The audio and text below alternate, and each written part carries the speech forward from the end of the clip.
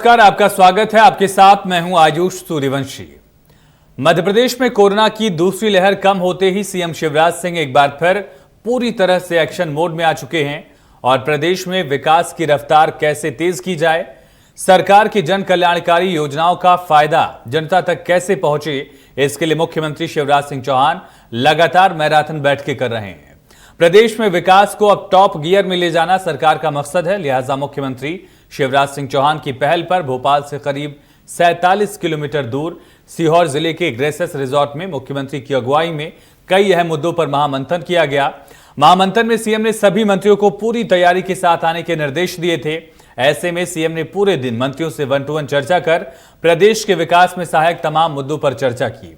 ये वही graces resort है जब राज्य में सत्ता परिवर्तन के वक्त बीजेपी के विधायक यहां रुके थे।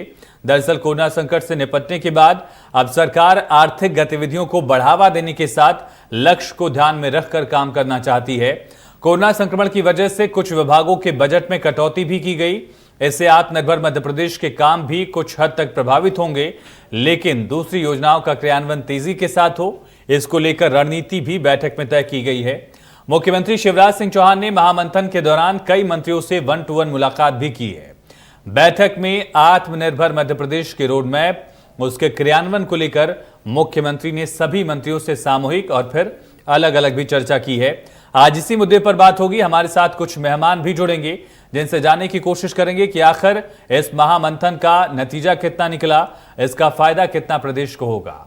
3 तस्वीरें भी आप इस बैठक से जुड़ी देख रहे हैं, जहां पर सीहोर के इस रिजॉर्ट में मुख्यमंत्री शिवराज सिंह चौहान जब पहुंचे तब की पहली तस्वीर, उसके बाद मीटिंग शुरू हुई और फिर 1-to-1 चर्चा भी की गई है। लंच में सामूहिक चर्चा भी हुई है।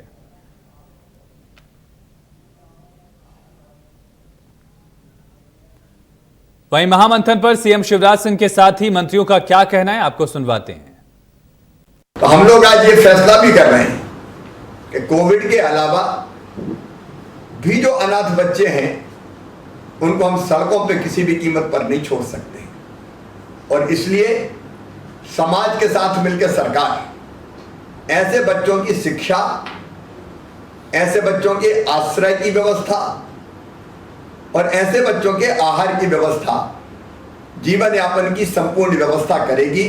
तो अलग अलग आगे की योजनाओं को लेकर माननीय मुख्यमंत्री जी ने हम सबको निर्देशित भी किया। ये हम सबके लिए संतोष की और प्रसन्नता की बात है कि माननीय मुख्यमंत्री जी के नेतृत्व में मध्य प्रदेश की सरकार ने कोरोना पर कुछ हद तक कमी करने में सफलता अर्जित की है।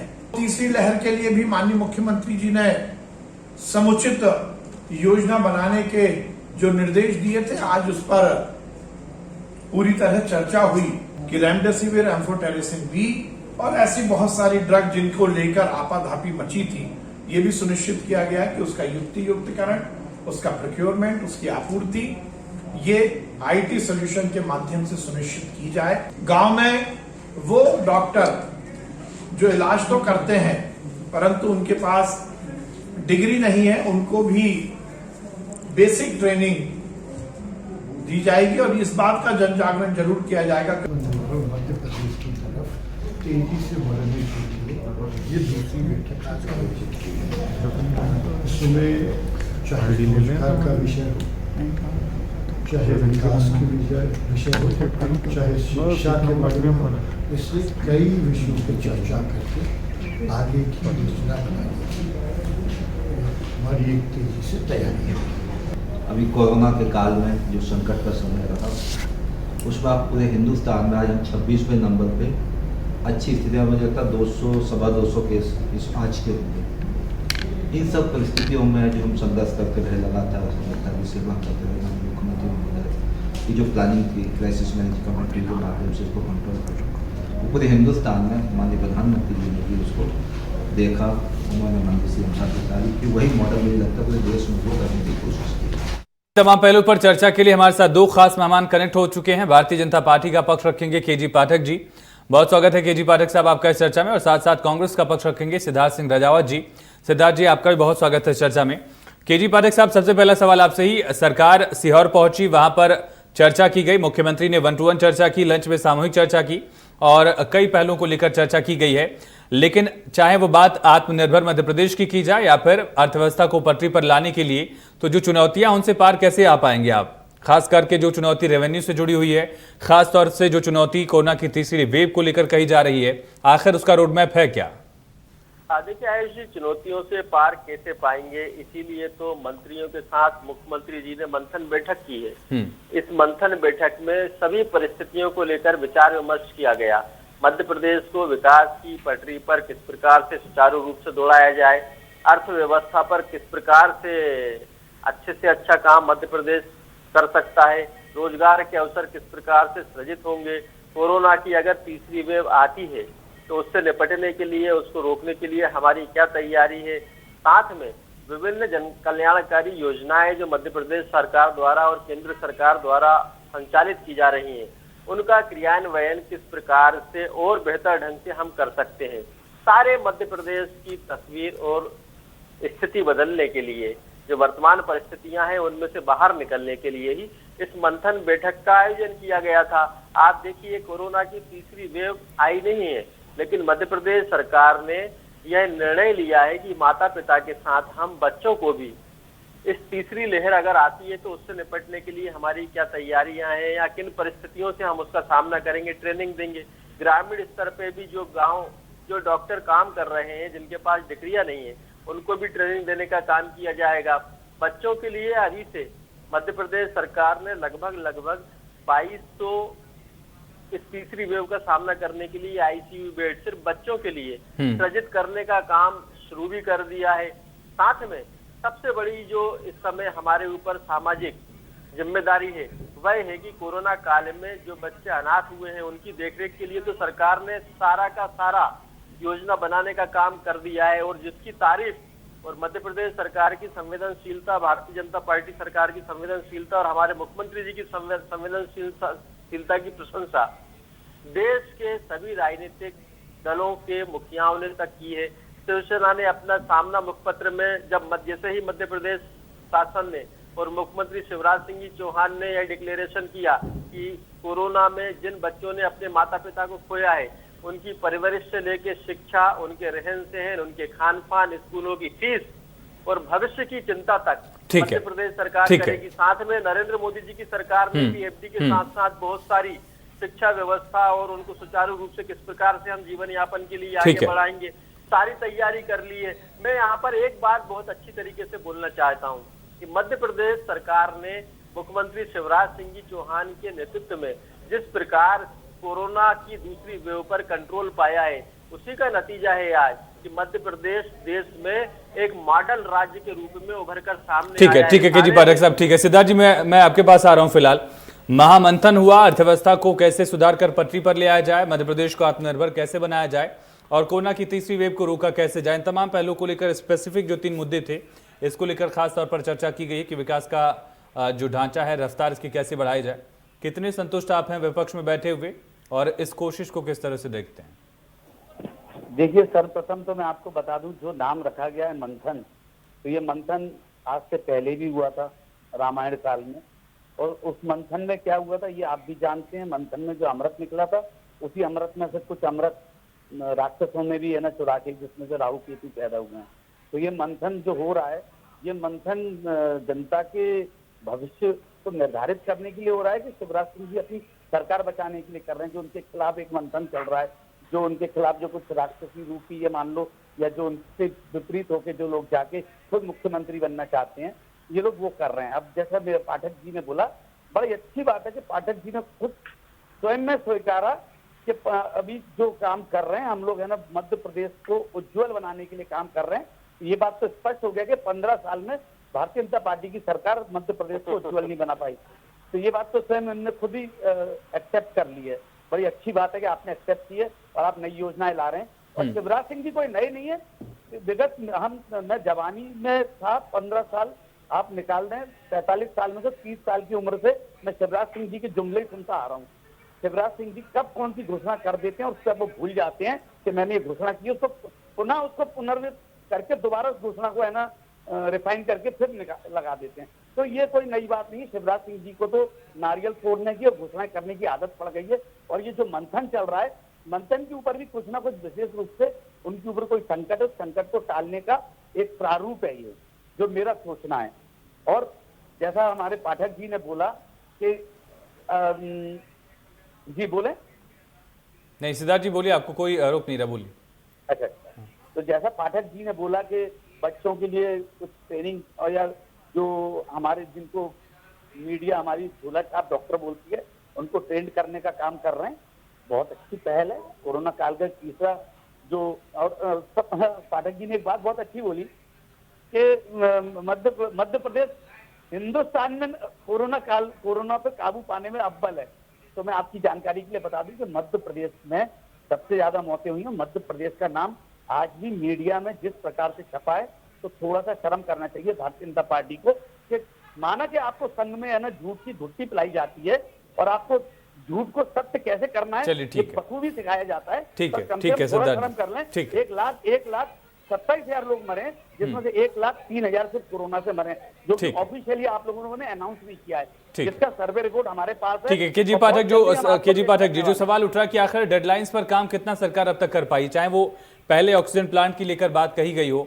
हमने देखा कि किस तरह से जब दूसरी वेव थी तो हमें ऑक्सीजन इंपोर्ट करना पड़ा था बाकी प्रदेशों से, जबकि खुद सरकार की तरफ से ऐलान किया गया था कि प्रदेश में 6 महीने में एक ऑक्सीजन प्लांट बनकर तैयार हो जाएगा। वो स्थिति हमने देखी कि वो डेडलाइन सरकार की तरफ से जो दी गई थी वो उस तरह से पूरी नहीं हो पाएगी।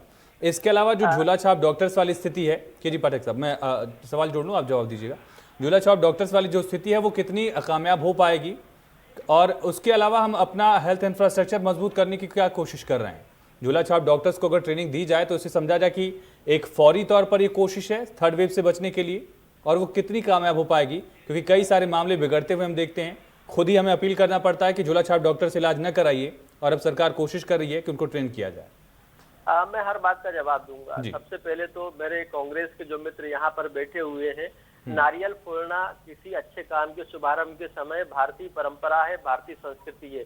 इटली से प्रेरणा लेकर, इटली की संस्कृति से प्रेरणा लेकर, एंटोनियो मानियो से प्रेरणा लेकर काम करने वाले कांग्रेस पार्टी के ये कार्यकर्ता इस संस्कृति को भुला बैठे हैं चाटुकारिता में, तो उसके लिए दोषी वो है, भारत की जनता और मुख्यमंत्री शिवराज सिंह चौहान दोषी नहीं है।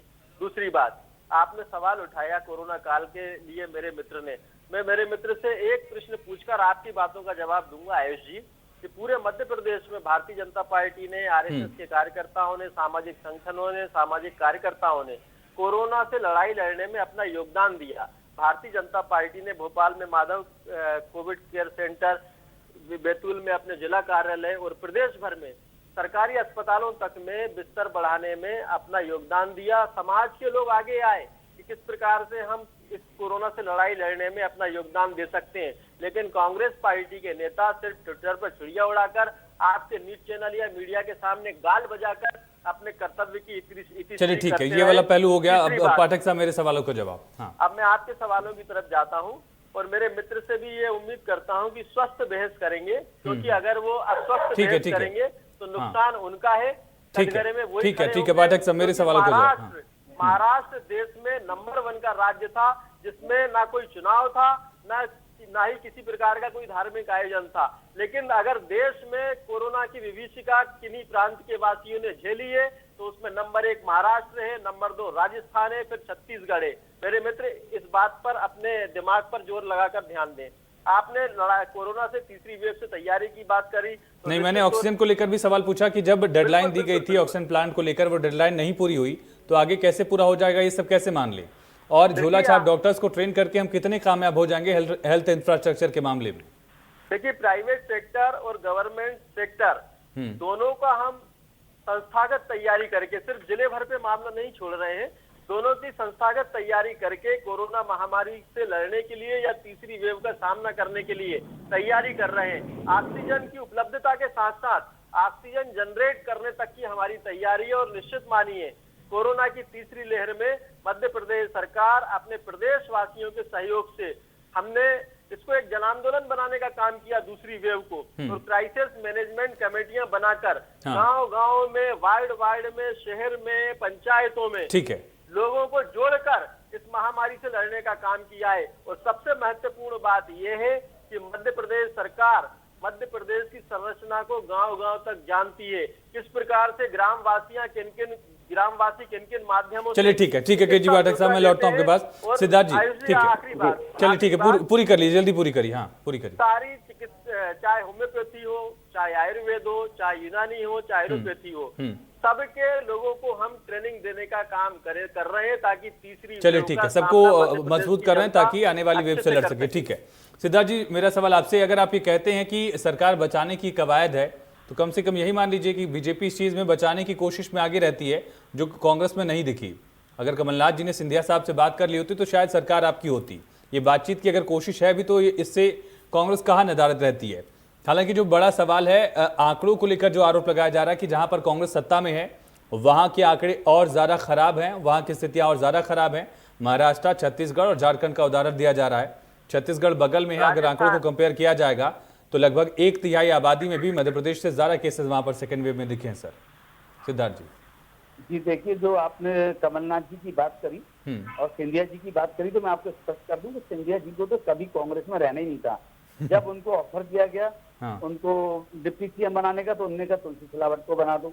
जब उनको प्रदेश अध्यक्ष बनाने का बोला तो उनने कहा तुलसी सिलावट को बना दो। जब हम आपकी बात सुन रहे हैं, उनको बनने नहीं था क्योंकि उनकी डील हो चुकी थी।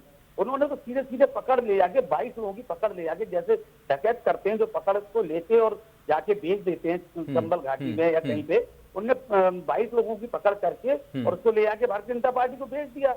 और रही बात आप जो बोल रहे हैं हमने सरकार नहीं बचाई, हम लोग सौदे की राजनीति करते नहीं है। चलिए ठीक है सिद्धार्थ जी, चलिए ठीक है कोरोना वाले पहलू पर आ जाते हैं। ठीक है, और लालची हैं, तो ये लोग, इन लोगों को सत्ता चाहिए थी, क्योंकि ये सत्ता सुख में इतने ज्यादा चूर हो गए कि बिना सत्ता के रह नहीं सकते हैं। इनके बड़े बड़े घोटाले हैं, व्यापम घोटाले हैं, टेंडर घोटाला है, टेंडरिंग घोटाला है, रेत घोटाला है, डंपर घोटाला। विडंबना ये है ना सिद्धार्थ जी, आप लोग 15 महीने में किसी को जेल नहीं भेज पाए। खैर उस पर छोड़िए, कोरोना वाले पहलू पर आते हैं। सर बीजेपी कह रही है कि कांग्रेस शासित राज्यों की स्थिति ज्यादा खराब थी। हालांकि खराब से खराब कंपेयर करके ये बेहतर कितना हुआ वो अपने आप में अलग सवाल है, लेकिन फिलहाल कांग्रेस की स्थितियां पूछे। पाठक जी ने बोला कि हमारे स्वयंसेवी संघ और हमारे कार्यकर्ता कोरोना काल में काम कर रहे थे, तो वो तो देखा था मीडिया पे। 3 केले 27 लोग दे रहे हैं, इतने भारी केले थे, आपने भी देखा होगा मीडिया पे। नहीं देखा तो सबने नहीं, मैं आपको भेज दूंगा, अगर आपने नहीं देखा तो मैं नहीं ठीक है, सबने देखा। ठीक है चलिए आगे। कार्यकर्ता इनके कितने काम कर रहे थे वो भी देखा। और कमलनाथ जी ने खुद ऑक्सीजन मंगवाई, रेमडेसिविर इंजेक्शन उपलब्ध कराए, ऑक्सीजन की कहां नहीं गई है, आपने देखा होगा टैंकर। और ये बोल रहे हैं हमने करा। अरे कमलनाथ जी ने उसी दौरान आपने देखा होगा 50-60 एम्बुलेंस हाल के हाल रवाना की, और ये बोल रहे कि हमने करा। अरे आपके श्रीमंत जो थे, जिन्होंने श्रीअंत कर दिया भारतीय जनता पार्टी में जाके आप लोगों का, उनने 3 महीने कोरोना काल में कभी अपनी प्रेजेंस नहीं दिखाई। जैसे कोरोना खत्म हुआ तुरंत आ गए वो ग्वालियर में अपना बक्कस दिखाने। चलिए ठीक है सिद्धार्थ जी, आपसे आरोप प्रत्यारोप से इधर जो मेरा सवाल था कि कांग्रेस शासित राज्यों की स्थिति बीजेपी शासित राज्यों से खराब थी, ये कह रही है बीजेपी। पाठक साहब इसी बात को दोहरा रहे हैं। खासतौर पर छत्तीसगढ़ का उदाहरण लगातार दिया जाता है कि वहां की पॉपुलेशन 1/3 है मध्य प्रदेश से, लेकिन आंकड़ा कोविड का ज्यादा था। सर्वे नहीं देखा है कि हमारे माननीय जो मुख्यमंत्री हैं छत्तीसगढ़ के बघेल साहब, उन्होंने क्या बखूबी काम किया है आप देखिएगा। उन्होंने जो कोविड सेंटर बनाए, कितने फास्ट कोविड सेंटर बनाए। और आप देखिए छत्तीसगढ़ एक ऐसा राज्य है जहाँ से पलायन होके लेबर क्लास सब जगह जाती है, तो स्वाभाविक है कि वहां पे कोरोना और ये आना पॉसिबल था और आया। पर किस हिसाब से उन्होंने उसका सामना किया, किस हिसाब से राजस्थान में सामना किया, आप उसको अप्रिशिएट नहीं कर रहे हैं, आप सिर्फ निगेटिव चीजें गिना रहे हैं। देखिए सर मीडिया का काम यही है, आपका काम अपनी उपलब्धियां गिनवाना है, हमारी जिम्मेदारी कमियां गिनवाना है। हम कमियां गिनवा रहे हैं, आप उपलब्धियां बता रहे हैं, उसका स्वागत है। आपको बता दूं कि राहुल गांधी जी ने साफ हिदायत दी थी मुख्यमंत्री को, जहां कांग्रेस के मुख्यमंत्री के, आपको एक भी आंकड़ा नहीं छुपाना है, आपको सत्य आंकड़े दिखाने। इसलिए हमको हमारे पूरे जहां पे हमारी जिन राज्यों में हमारी सरकार है, हमने आंकड़े पूरे के पूरे बताए हैं। भारतीय जनता पार्टी के जहां पे सरकार है उन्होंने आंकड़े छुपाए हैं। ठीक है केजी पाठक साहब, आर्थिक गतिविधियां आखिर बढ़ेंगी कैसे, जो मकसद जाहिर किया गया है इस महामंथन के बाद, और साथ साथ जो वैक्सीनेशन का महाअभियान चलाने की बात भी की गई है, आत्मनिर्भर मध्य प्रदेश की बात की जा रही है, ये सारी चुनौतियां पार कैसे पाएंगी? आपने कहा कि 1-to-1 चर्चा भी की गई है, सामूहिक चर्चा भी हुई है, लेकिन उसका कोई खाका पता चले, क्योंकि रेवेन्यू के साधन बहुत ज्यादा राज्यों के पास नहीं बचे हैं। जीएसटी की राशि को लेकर भी लगातार राज्यों के सामने चुनौतियां दिख रही हैं, तो आखिर ये रेवेन्यू आएगा कहां से? ये समझा जाए कि पेट्रोल डीजल की बढ़ती कीमतों के बाद रेवेन्यू को लेकर और कोई मार पड़ने वाली जनता पर?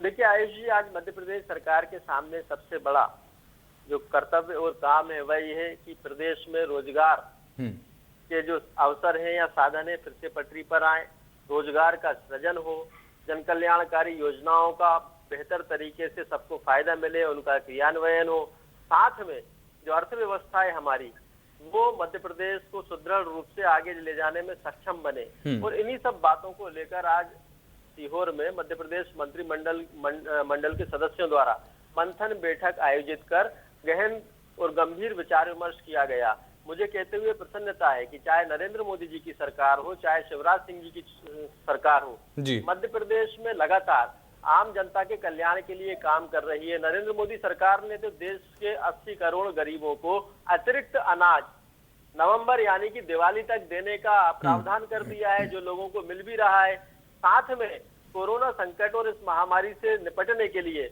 मध्य प्रदेश सरकार जो लगातार प्रयास कर रही है, आपने देखा होगा कि आप बोलते हो कि आर्थिक संकट है, लेकिन शिवराज सिंह चौहान जी ने 1500 करोड़ रुपए किसानों के खाते में मुख्यमंत्री किसान सम्मान निधि के ट्रांसफर किए, केंद्र ने तो किए ही किए, साथ में शिवराज जी ने भी 4000 रुपया प्रतिवर्ष की दर से किसानों के अकाउंट में ट्रांसफर किए। ठीक है केजरीवाल सर, एक छोटा सा सवाल आपसे ही सवाल है, एक छोटा सा सवाल आपसे ही हेल्थ से जुड़ा हुआ, उसके बाद मैं आखिरी कमेंट रजावत साहब से ही लूंगा। अभी नर्सेस विरोध कर रही हैं, चाहे जबलपुर की बात की जाए, इंदौर की बात की जाए, इसके पहले जूडा विरोध कर रहे थे, ये सारी भी चुनौतियां काउंट हुई हैं क्या? इस पर भी चर्चा हुई है क्या?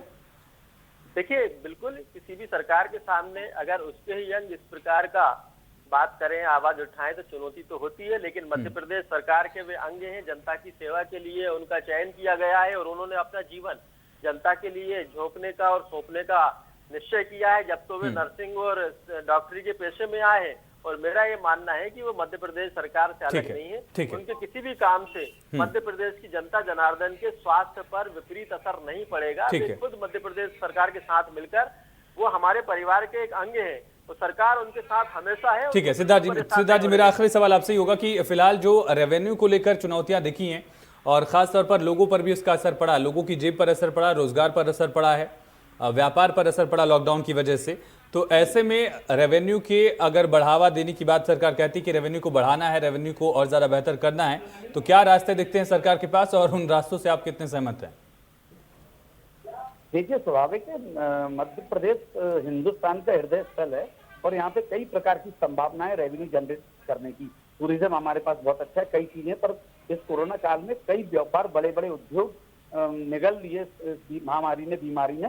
तो मैं एक कांग्रेसी होने के नाते अगर भारतीय जनता पार्टी कुछ जनता के हित में कुछ अच्छा कार्य करती है तो मैं उसको एप्रिशिएट करता हूँ, उसमें कोई बुराई नहीं है। पर हाँ, वो अमल, वो जनता के द्वार तक वो चीज पहुंचे, कार्यकर्ताओं में बच के नहीं रह जाए, बंदरबाट नहीं हो जाए, कहीं ये जो मीटिंग हुई है ये आपस में मंत्रियों का बंदरबाट ना हो जाए, ये मंत्रियों के और कार्यकर्ताओं के भेंट ना कर जाए। चलिए ठीक है, एक्चुअल स्कीम जनता तक पहुंचे। ठीक है, आप दोनों का बहुत शुक्रिया केजी पाठक जी, सिद्धार्थ सिंह रजावत साहब इस चर्चा में जुड़ने के लिए। आपको वित्त मंत्री जगदीश देवड़ा का बयान भी सुनाते हैं। महामंथन के बाद वित्त मंत्री जगदीश देवड़ा ने क्या कहा, सुनिए। यहाँ पर एक बैठक हुई प्रदेश के आत्मनिर्भर मध्य प्रदेश के निर्माण एवं जनहितैषी योजनाओं के क्रियान्वयन पर आज यहाँ पर चर्चा हुई और भी हमारे अनेक विषय पर यहाँ पर चर्चा हुई है। आज मंत्रिमंडल की यहाँ पर एक बैठक हुई प्रदेश के आत्मनिर्भर मध्य प्रदेश के निर्माण एवं जनहितैषी योजनाओं के क्रियान्वयन पर आज यहाँ पर चर्चा हुई और भी हमारे अनेक विषय पर यहाँ पर चर्चा हुई है। आज मंत्रिमंडल की यहाँ पर एक बैठक हुई प्रदेश के आत्मनिर्भर मध्य प्रदेश के निर्माण एवं जनहितैषी योजनाओं के क्रियान्वयन पर आज यहाँ पर चर्चा हुई और भी हमारे अनेक विषय। आज मंत्रिमंडल की यहाँ पर एक बैठक हुई प्रदेश के आत्मनिर्भर मध्य प्रदेश के निर्माण एवं जनहितैषी योजनाओं के क्रियान्वयन पर आज यहाँ पर चर्चा हुई और भी हमारे अनेक विषय पर यहाँ पर। चलिए, इस महामंथन से अमृत कितना निकला है और इस अमृत का फायदा किस किस तरह से लोगों को मिल पाएगा ये देखना होगा, लेकिन फिलहाल चर्चा में इतना ही। खबरें लगातार जारी हैं, बने रहिए।